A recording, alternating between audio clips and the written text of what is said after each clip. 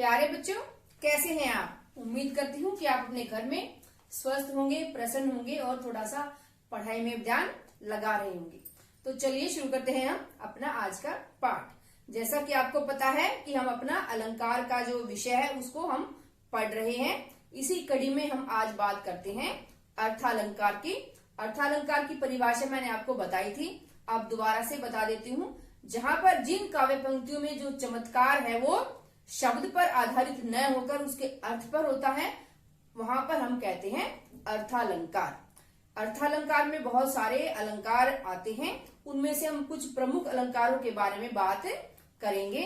तो अर्थालंकार में प्यारे बच्चों रूपक, उपमा, उत्प्रेक्षा, प्रतीप, विभावना, विरोधाभास, मानवीकरण, संदेह, भ्रांतिमान, अतिशयोक्ति, अन्योक्ति आदि प्रमुख अलंकार हैं, जिनके बारे में हम विस्तार से चर्चा करेंगे और इस प्रकार से उदाहरणों के द्वारा समझेंगे कि कहीं पर भी यदि इनसे संबंधित कोई प्रश्न आता है तो आप उस प्रश्न को आसानी से कर पाए, आपको कोई भी कठिनाई ना हो। तो इस कड़ी में हम सबसे पहले लेते हैं अपना रूपक अलंकार।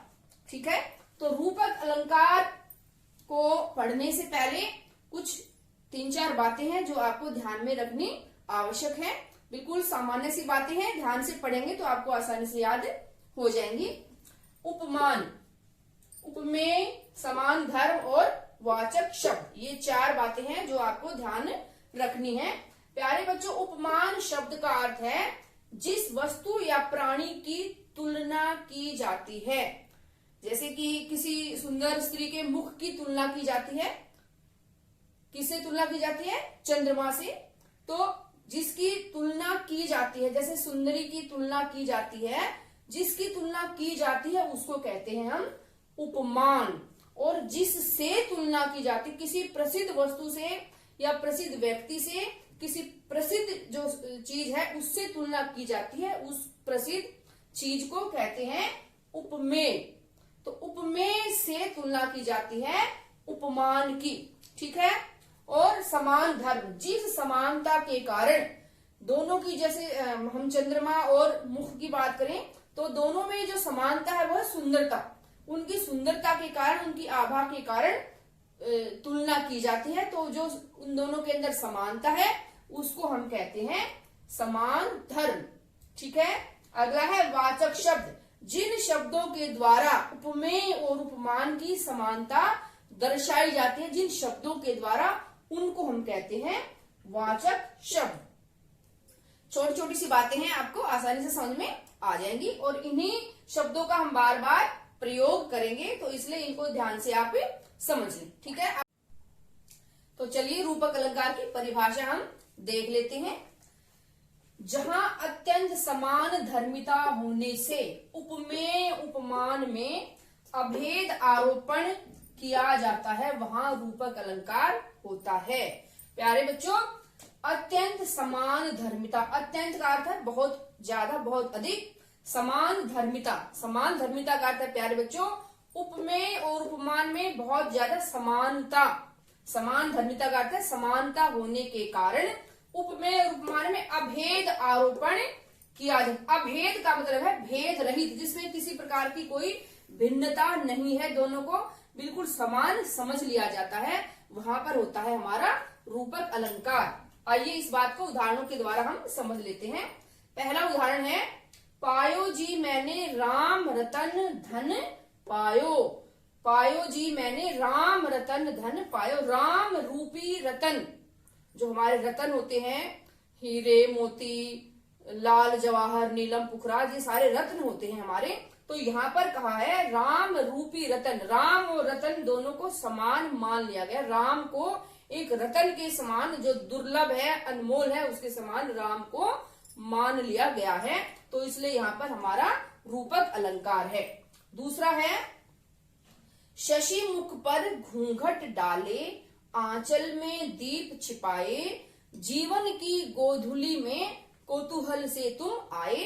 जयशंकर प्रसाद जो हमारे बहुत एक प्रसिद्ध कवि हुए हैं, उनकी काव्य पंक्तियां हैं ये। शशि मुख पर घूंघट डाले, तो शशि मुख, शशि का अर्थ होता है प्यारे बच्चों चंद्रमा और मुख माने मुखड़ा, किसी भी सुंदरी का, नारी का मुखड़ा। तो यहाँ पर शशि और मुख दोनों में समानता होने के कारण दोनों को एक जैसा ही मान लिया गया। चंद्रमा रूपी मुख पर घूंघट डाले। मुख और चंद्रमा में बिल्कुल किसी भी प्रकार का भेद नहीं माना है, दोनों को समान मान लिया गया है। मुख की सुंदरता और चंद्रमा की सुंदरता दोनों को समान माना गया है, इसलिए ये रूपक अलंकार का उदाहरण है। शशि मुख, चंद्रमा रूपी मुख। तीसरा उदाहरण है मैया मैं तो चंद्र खिलौना ले हूं। ये जो पंक्ति है सूरदास द्वारा रचित है। इसमें जो बाल कृष्ण है वो कहते हैं कि मैया माता मैं तो चंद्र रूपी खिलौना लूंगा, जो चंद्रमा वाला खिलौना है वही मुझे लेना है। इस उदाहरण में चंद्रमा में और खिलौने में कोई भी भेद नहीं है, दोनों को समान माना गया है, इसलिए यहाँ पर भी हमारा रूपक अलंकार है। चलिए रूपक अलंकार के 2-4 उदाहरण और भी हम देख लेते हैं, जिससे हमें यह अलंकार अच्छे से समझ में आ जाएगा। कुछ और उदाहरण देख लेते हैं हम रूपक अलंकार के। हस्ती चढ़िए ज्ञान को सहज दुलीचा डार, स्वान रूप संसार है भूकन दे झक मार। यहाँ पर देखिए हस्ती, हस्ती माने होता है हाथी, और हाथी को प्यारे बच्चों आपको पता होगा कि हाथी को ज्ञान का प्रतीक माना जाता है, और इसीलिए दिल्ली यूनिवर्सिटी का जो प्रमाण पत्र है उस पर हाथी का चित्र छपा होता है, आप ध्यान से देखिएगा। तो हस्ती चढ़िए ज्ञान को सहज दुलीचा डारी। यहाँ पर कवि ने कहा है कि ज्ञान रूपी हाथी पर आप चढ़ जाइए, ज्ञान रूपी हाथी पर आप चढ़ जाइए, सहज दुलीचा डारी। उसके ऊपर जो हाथी पर चढ़ने के लिए जो ओढ़ा होता है, जो वस्त्र होता है, जो कपड़े होते हैं, जिसकी गद्दी बनी होती है, वो डालकर आराम से आप हाथी पर, ज्ञान रूपी हाथी पर चढ़ जाइए। स्वान रूप संसार है भूकन दे झक मारी। स्वान माने होता है प्यारे बच्चों कुत्ता, कि जो संसार है या संसार के जो लोग हैं वो कुत्तों की तरह भौंकते ही रहते हैं। इसका मतलब है प्यारे बच्चों संसार के लोगों को कुत्ता नहीं कहा गया, बल्कि ये कहा है जैसे हाथी चलते हैं तो कुत्ते जो है भौंकते रहते हैं, और कुत्तों के भौंकने का हाथी के चलने पर कोई प्रभाव नहीं पड़ता है। आपने अपने जीवन में भी देखा होगा कि कोई बाइक है या कोई गाड़ी है जाती है तो कुत्ते उसके पीछे भौंकते भौंकते बहुत दूर तक भागते हैं। वही बात यहाँ पर है कि जो कवि ने कहा है कि आप ज्ञान रूपी हाथी पर चढ़ जाइए, अर्थात ज्ञान के रास्ते पर आप चल पड़िए। और जो लोग ज्ञान के रास्ते पर चलना नहीं चाहते हैं, अज्ञानी व्यक्ति हैं, वो आपके बारे में कुछ कुछ कहते रहेंगे। उनकी बातों पर आप परवाह मत कीजिए उनकी बातों की, और आप अपने रास्ते पर, ज्ञान रूपी रास्ते पर सहज भाव से चलते रहिए। यही इन पंक्तियों का अर्थ है। स्वान रूप संसार है, रूपक अलंकार का सीधा सीधा लिख दिया। स्वान रूप संसार की जो संसार है वो स्वान रूप है, और भूकन दे झकमारी, वो भोंकता रहता है, मतलब आपकी आलोचनाएं करता रहता है, तो उनको आलोचनाएं करते ही रहने दें और आप अपने ज्ञान के रास्ते पर चलते रहे। तो यहाँ पर सीधा सीधा हमारा रूपक अलंकार का ये उदाहरण है। अगला हम देख लेते हैं, बहुत प्रसिद्ध पद है, तुलसीदास की जो रामचरितमानस है वहां से लिया गया है। उदित उदयगिरि मंच पर रघुवर बाल पतंग, विकसे संत सरोज सब हर्षे लोचन भृंग। तो यहाँ पर जब श्री रामचंद्र जी सीता स्वयंवर के लिए, धनुष तोड़ने के लिए, धनुष को उठाने के लिए मंच पर चढ़े, उस समय का दृश्य है, उस समय का वर्णन है। उदित उदयगिरि मंच पर रघुवर बाल पतंग। रघुवर माने श्री राम, बाल पतंग, श्री राम को बाल माने होता है छोटा, छोटे से, मतलब उनकी आयु बहुत कम थी उस समय, सुकुमार थे वो, बालक थे, कि बालक रूपी पतंग मतलब सूर्य के समान जो है श्री राम मंच पर उदित हुए, विकसित हुए, मंच पर विराजमान हुए। उदित माने उगना, जैसे सूर्य सुबह सुबह उगता है। उदयगिरि मंच पर, उदयगिरि रूपी मंच पर, जैसे पर्वतों के पीछे से सूरज निकलता है एकदम से, उदयगिरि मंच पर रघुवर बाल पतंग, और उनको देखकर विकसे संत सरोज सब, संत रूपी सरोज, संत रूपी सरोज, संतों को सरोज माने होता है कमल। जिस प्रकार से जब सूर्य उदय होता है तो सूर्य उदय को देखकर जो कमल के फूल है वो खिल जाते हैं, और उन खिले हुए कमल के फूलों को देखकर हर्षे लोचन भ्रंग, जो भंवरे हैं, भ्रंग माने भंवरे, नेत्र रूपी जो भंवरे हैं वो प्रफुल्लित हो गए, प्रसन्न हो गए उन खिले हुए कमलों को देखकर। तो विकसे माने विकसित हो गई, जो कमल की कलियां थी वो विकसित हो गई, प्रसन्नता से खिल गई।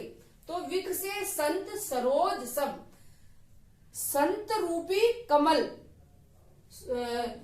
सूरज रूपी श्री राम के उदित होते ही कमल रूपी जो संत रूपी जो कमल है वो खिल गए, और खिले हुए कमलों को देखकर नेत्र रूपी भंवरे जो है वो हर्षित हो गए, प्रसन्न हो गए। बड़ा सुंदर रूपक अलंकार का ये उदाहरण है। एक और उदाहरण देख लेते हैं अयोध्या से ही। अवधेश के बालक चारी सदा, तुलसी मन मंदिर में विहरे। तुलसीदास का ही ये पद है कि अवधेश, अवधेश माने अयोध्या, अयोध्या के बालक चार सदा, सदा माने प्रत्येक क्षण हर पल, चारों बालक तुलसीदास जी कहते हैं कि मेरे मन रूपी मंदिर में विहरे, विहरण करते हैं, विहार करते हैं, मेरे मन रूपी मंदिर में ही समाये रहते हैं। मन रूपी मंदिर, मन और मंदिर में कोई भेद नहीं है। तो ये हमारे कुछ 6 उदाहरण मैंने आपको बताए रूपक अलंकार के। प्यारे बच्चों, उम्मीद है कि आपको अच्छे से समझ में आ गया होगा। अब हमारा अगला अलंकार है उपमा अलंकार। रूपक और उपमा अलंकार में थोड़ा सा ही भेद है, थोड़ा सा अंतर है, और वो अंतर आपको समझना बहुत जरूरी है, जिससे कि आप कभी भी इन दोनों में कंफ्यूज नहीं होगे और आसानी से आप बता पाओगे परीक्षा में कि कौन सा अलंकार रूपक है और कौन सा उदाहरण हमारा उपमा अलंकार का है। ठीक है, तो चलिए बात करते हैं उपमा के बारे में। प्यारे बच्चों, उपमा जो शब्द है इसका अर्थ ही है तुलना करना। दो वस्तुओं में, दो व्यक्तियों में समानता के कारण जो तुलना की जाती है उसको कहते हैं उपमा। उपमा शब्द का अर्थ ही है तुलना करना। जहां समान धर्म और गुण के आधार पर दो व्यक्तियों में, दो वस्तुओं में तुलना की जाती है, उपमेय और उपमान में आपस में तुलना की जाती है, वहां पर होता है उपमा अलंकार। ठीक है, तो यही परिभाषा हमने रूपक अलंकार की भी दी थी, यही हम उपमा की दे रहे हैं। तो अंतर क्या है, अंतर अभी मैं आपको बताती हूँ। प्यारे बच्चों, रूपक अलंकार में उपमान और उपमेय को अभेद रूप से एक दूसरे में आरोपण कर लिया जाता है, अर्थात उपमान और उपमेय में कोई भेद उसमें नहीं माना गया है। एक मैं छोटा सा उदाहरण आपको बताती हूँ। जैसे मैंने कहा सीता का मुख चंद्रमा के समान सुंदर है। ठीक है, सीता का मुख चंद्रमा के समान सुंदर, तो समान है मतलब सीता का मुख है और चंद्रमा है, उनमें समानता है, समान आ गया शब्द। तो यहाँ पर ये उदाहरण है उपमा अलंकार का। ठीक है, और हमने कहा सीता का मुख ही चंद्रमा है, तो सीता का मुख है वो ही चंद्रमा है। तो यहाँ ये उदाहरण होगा हमारा रूपक अलंकार का कि चंद्रमा में और मुख में कोई भी भेद नहीं है, तो वहां पर होगा रूपक अलंकार। ठीक है, तीसरा अलंकार है हमारा उत्प्रेक्षा। उसके बारे में बात कर लेते हैं। उसमें होता है कल्पना की गई है, दोनों की समानता की कल्पना की जाती है, वहां पर होता है हमारा उत्प्रेक्षा अलंकार। जैसे उदाहरण में बताती हूँ आपको कि सीता का मुख इतना सुंदर है मानो चंद्रमा, या कि सीता का मुख चंद्रमा के समान, सीता का मुख इतना सुंदर है मानो चंद्रमा। तो सीता के मुख में और चंद्रमा के मुख में जो समानता है उसकी कल्पना की गई है। ठीक है, तो इन तीनों अलंकार में थोड़ा थोड़ा सा अंतर है और इसको आपने समझना आवश्यक है। तो यहाँ पर ये कुछ है वाचक शब्द, सा, सम, जैसा, सरिस, ये शब्द मिलेंगे आपको काव्य पंक्तियों में, और इन शब्दों से आप तुरंत पहचान जाएंगे कि ये उपमा अलंकार का उदाहरण है। ठीक है, तो चलिए उदाहरणों पर बात करते हैं। पहला उदाहरण है हस्त कमल सम सुंदर लागे। हस्त कमल सम सुंदर लागे, यहाँ पर हस्त का अर्थ है प्यारे बच्चों हाथ। ठीक है, हाथ जो है वो कमल के समान सुंदर लग रहे, जो कोमलता के लिए, सुंदरता के लिए कमल के जो फूल हैं उनका प्रयोग किया जाता है। बहुत बहुत जगह कमल का प्रयोग किया जाता है कोमलता के लिए, सुंदरता के लिए। तो इसलिए यहाँ पर कहा कि जो हाथ है हस्त कमल सम सुंदर लागे, कि जो हाथ है वो कमल के समान सुंदर लग रहे हैं। तो ये उपमा अलंकार का उदाहरण है सम के कारण। ठीक है। दूसरा है कबीर माया मोहिनी जैसे मीठी खांड। कबीर दास ने माया की तुलना की है कि माया जो है वो मोहिनी है। मोहिनी का मतलब है अपने मुंह में फंसा लेती है, जैसे मीठी खांड। जैसे मीठी खांड के लालच में हम उसको खा लेते हैं, चाहे वो हमारे शरीर को कितना भी नुकसान करे। तो वही बात है यहाँ पर कबीरदास जी कहते हैं कि माया मोहिनी जैसे मीठी खांड। सीधा सीधा यहाँ पर दिख रहा है कि ये उपमा अलंकार का उदाहरण है।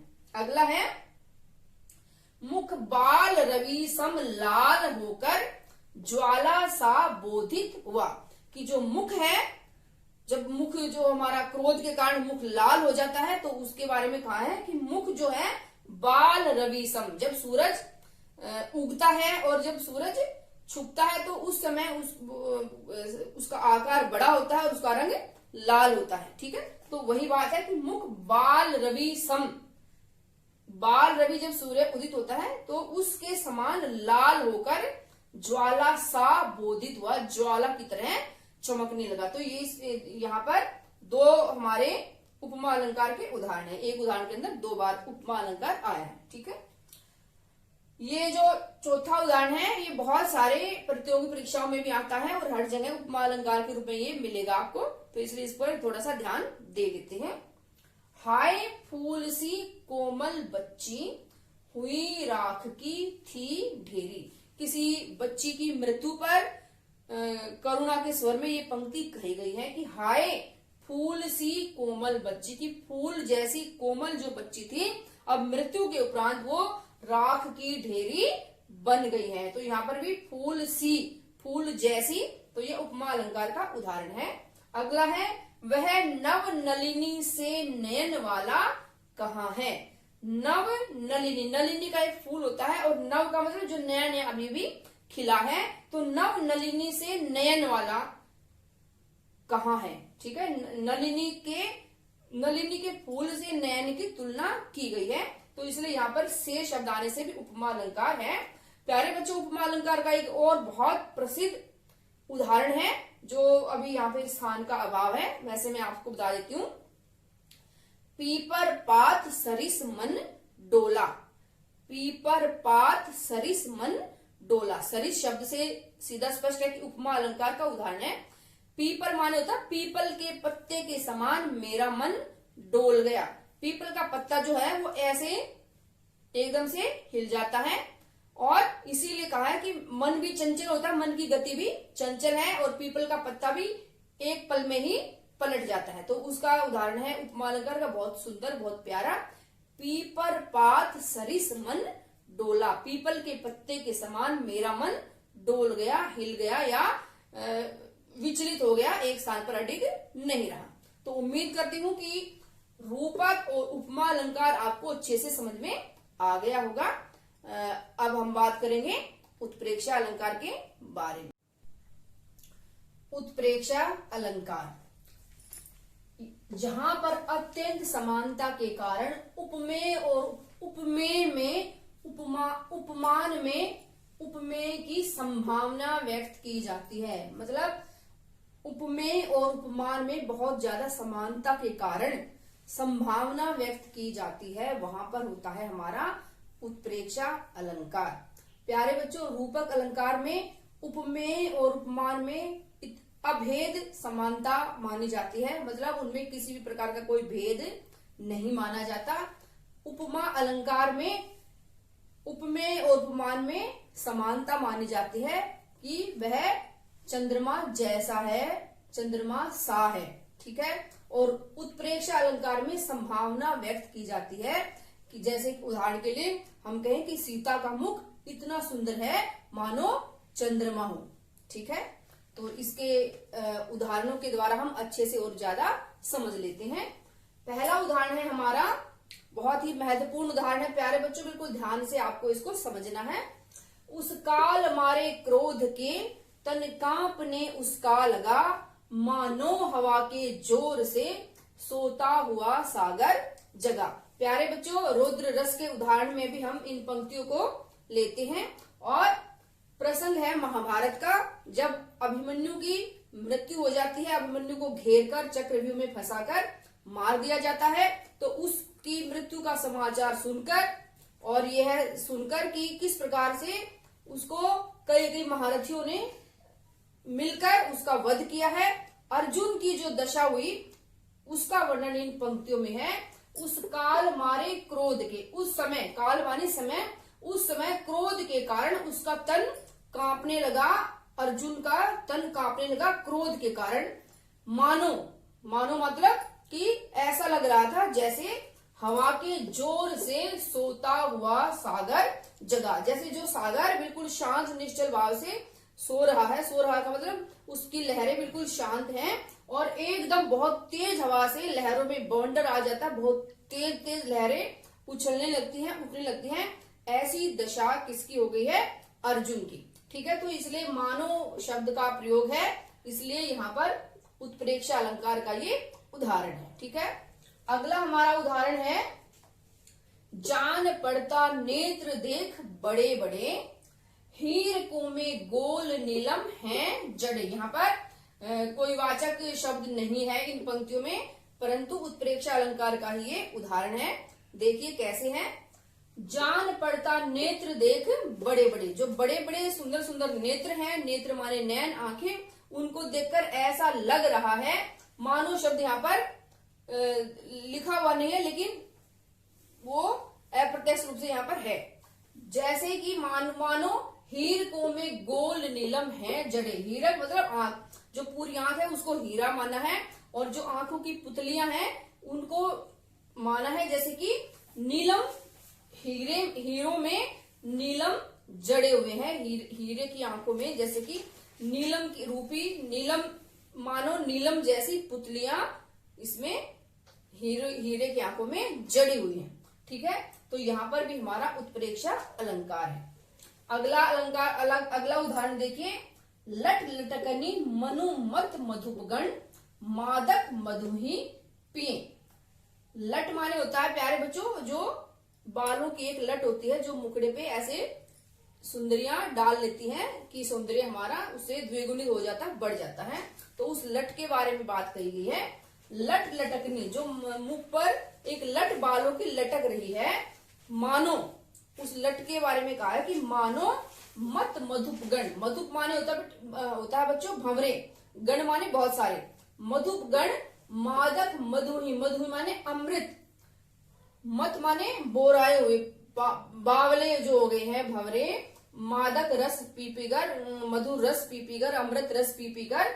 तो ऐसा लग रहा है जैसे कि वो जो मुख रूपी अमृत से, जो मुख है चंद्रमा के समान माना मुख को, और मुख पर जो भंवरे रूपी जो लटके हुए हैं, जो लट हैं, उनको भंवरे के रूप में माना, भंवरे के समान माना है कि मानो जो भंवरे हैं मुख रूपी चंद्रमा से अमृत पान करने के लिए आए हुए हैं। ठीक है, अगला है हमारा, ये भी बहुत प्यारा एक प्रसंग है प्यारे बच्चों, बहुत ही सुंदर रंगों की कल्पना इन पंक्तियों में की गई है।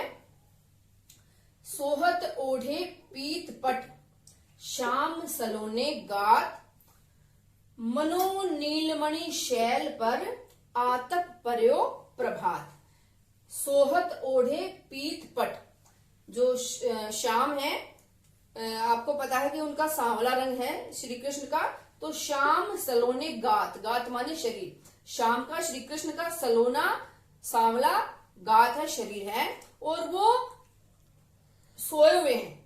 ठीक है, और सोते हुए उन्होंने पीले रंग का वस्त्र जो है वो ओढ़ लिया है, पीले रंग की चुन्नी ओढ़ लिया, जैसे कि पीतांबर ओढ़ लिया है।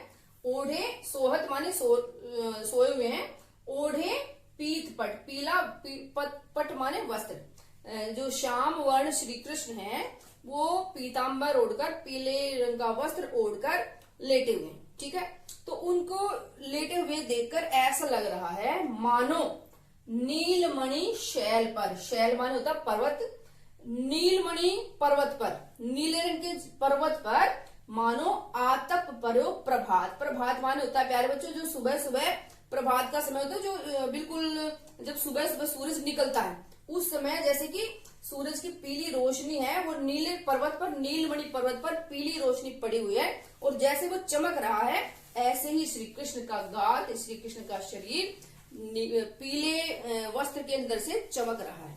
ठीक है, तो देखो कितने सुंदर रंगों का संयोजन इन पंक्तियों में किया गया है।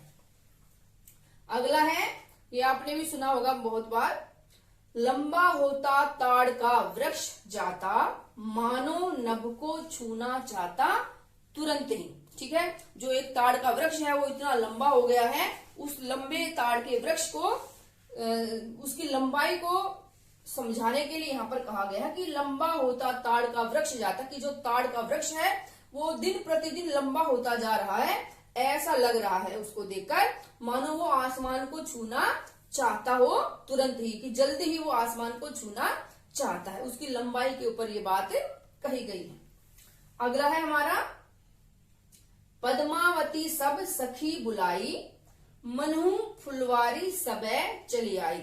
जो पद्मावती है एक काव्य रचना, उसके ऊपर कहा है कि पद्मावती ने अपनी सभी सखियों को बुलाया और उसकी सारी सखियां हैं वो फूलों की तरह हैं। ठीक है, तो जब उसकी सारी सखियां साथ में आ गई तो ऐसा लगा उन सभी सखियों को देखकर मानो पूरी फुलवारी ही, पूरा एक बगीचा ही जैसे कि उसके साथ चल रहा है, उसके साथ आ गया। तो सखियों की तुलना किससे की गई है? फूलों के साथ, फुलवारी के साथ। ठीक है, और जो ये मैंने लाल रंग की लाइन लगाई है इन शब्दों के नीचे, तो इन ये वे शब्द हैं वाचक शब्द, जिन शब्दों के द्वारा हमें पहचान हो जाती है कि यहाँ पर उत्प्रेक्षा अलंकार है। इन शब्दों को मैंने अलग से भी लिख दिया है, मनु, मानो, जनु, जानो, मनहू, जनहू आदि, ये जो है वाचक शब्द हैं और इन शब्दों के द्वारा हम उत्प्रेक्षा अलंकार को आसानी से पहचान सकते हैं, समझ सकते हैं। तो प्यारे बच्चों, ये 6 उदाहरण मैंने दिए हैं उत्प्रेक्षा अलंकार के और उम्मीद की है कि आप इनको अच्छे से समझ गए होंगे। और इस प्रकार के बहुत सारे उदाहरण हैं, हमारी बहुत सारी काव्य पंक्तियां हैं हमारे साहित्य में, तो कोई भी अगर आए उदाहरण पेपर में तो आप आसानी से उसको कर सकते हैं समझ के। ठीक है, तो आज की इस वीडियो में हमने शब्दालंकारों में रूपक, उपमा और उत्प्रेक्षा इन तीनों अलंकारों के बारे में पढ़ा है। और प्यारे बच्चों, तीनों अलंकारों में बहुत थोड़ा सा अंतर है और उस अंतर को ही हमने समझना है और उस अंतर के आधार पर ही हम पता लगा सकते हैं कि इन काव्य पंक्तियों में कौन सा अलंकार है। आप इस वीडियो को बार बार देख सकते हैं और समझ में ना आए उसके बाद भी तो आप कमेंट बॉक्स में भी लिख सकते हैं। तो एक नई वीडियो के साथ मिलते हैं। धन्यवाद।